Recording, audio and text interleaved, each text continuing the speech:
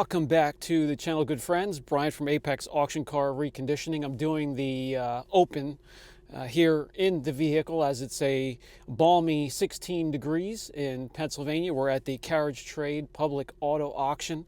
I'm sitting in the first one. A unique vehicle. I don't see too many of these running around. It has a little bit higher mileage, so the price will be down on this one.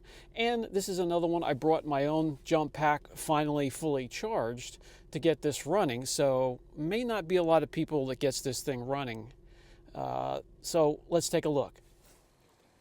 Using the J-Star 8, we get the 3.7 liter V6 started. This thing pumps out 300 horsepower. It sounds good. It sounds decent for 164,000 miles on it.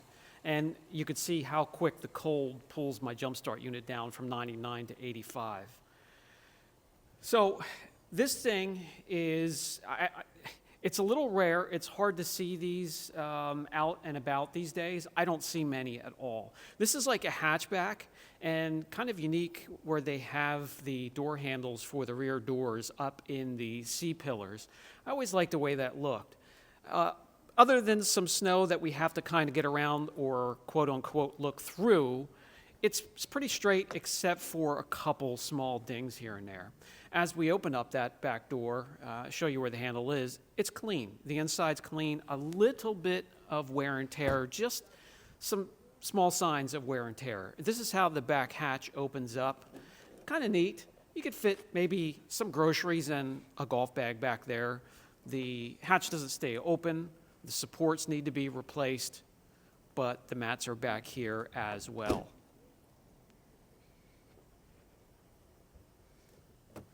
Looking at the interior, the door panel and the pull handles are in good shape. The steering wheel is in good shape.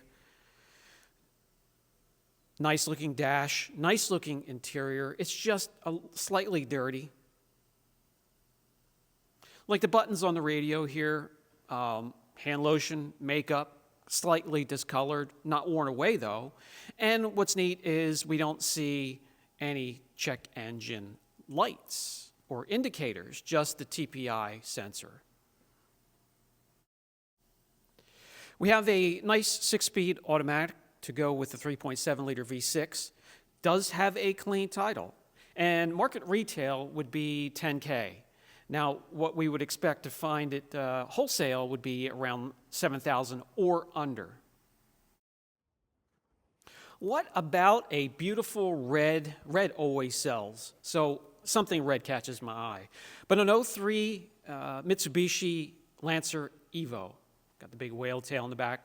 A lot of aftermarket headlights, taillights, exhaust, interior parts. Some things have been debadged. Wheels, brakes. 2.0 liter 4-cylinder. I'm not sure what's been done to it. We'll peek under the hood. Normally 271 horsepower with a 5-speed manual. I did see the knob off the manual transmission has been pulled. I have my friend here pulling the hood up so I can see because the shocks do not hold it up, and it looks really rough and a lot of, again, aftermarket parts. Let's head into the interior.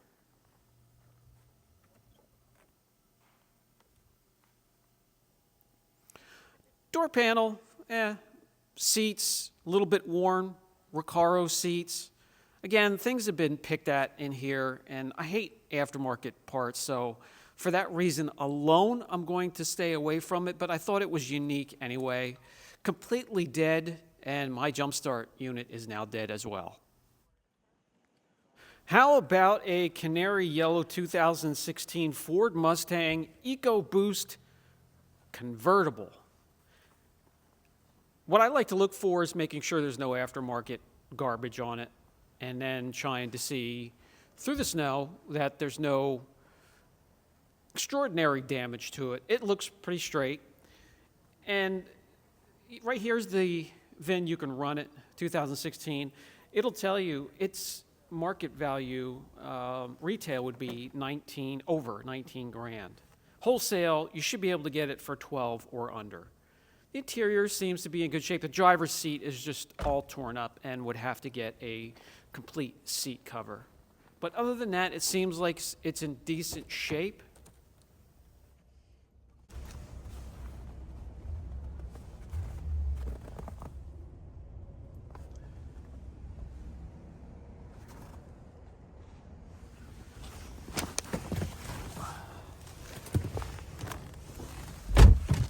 All right, got the keys. Let's see, looks like we have some power. Other than the driver's seat, everything else on the interior looks okay. 77,369. Let's see if it fires up. Okay. Well, radio works. Heat's on. And no other lights on, except, well, battery's going to be low on every one of these vehicles, so. And there's that little tiny EcoBoost. Not sure why anybody would want these, but, you know, whatever. Everything looks as it should under here, nothing crazy, you know, aftermarket. There's the tag that'll give you information on the what's under there. Let's just close this hood and walk away, please. And anyone would be wise to walk right by these, but I had a discovery. I really enjoyed it until I got, you know, started having electrical problems. So we have a 2018 Range Rover Sport, 71,000 miles. It's a good-looking SUV. I always thought the Range Rovers and even the Discos were good-looking inside and out. This thing is, you know, almost flawless. Wheels aren't, you know, curbed up. Not many dings or even little tiny imperfections and chips and scratches. This thing is going to go for a pretty penny, and I always just have to stop and take a look.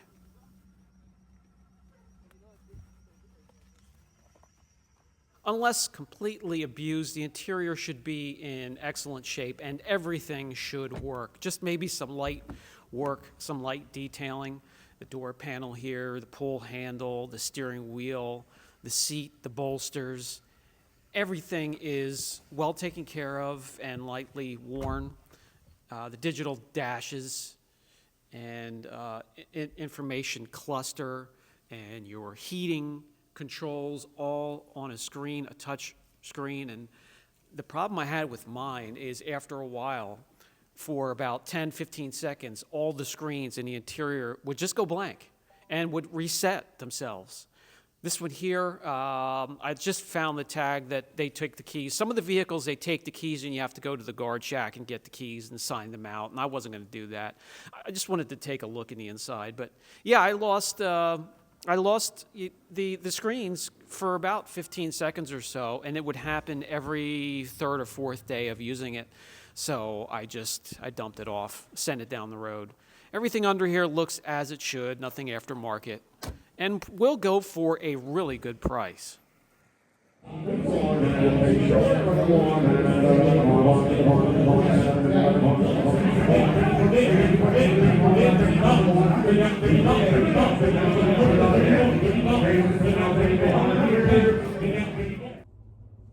Okay, guys, I'm gonna sit here, warm up a little bit, and wait for the auction to start. Again, a cold day, but in Pennsylvania, you cannot wait 3-4 months for the weather to break and thaw. You got to keep your business going. You got to keep moving and push through it, and find ways to look at these cars with heavy rain, snow, sleet, and whatever Mother Nature throws at you. Do keep in mind, on days like this, rainy days, snowy, very, very cold, a lot less bidders come out and look at these vehicles and bid on them, so you get them for a better price. That's another thing to keep in mind.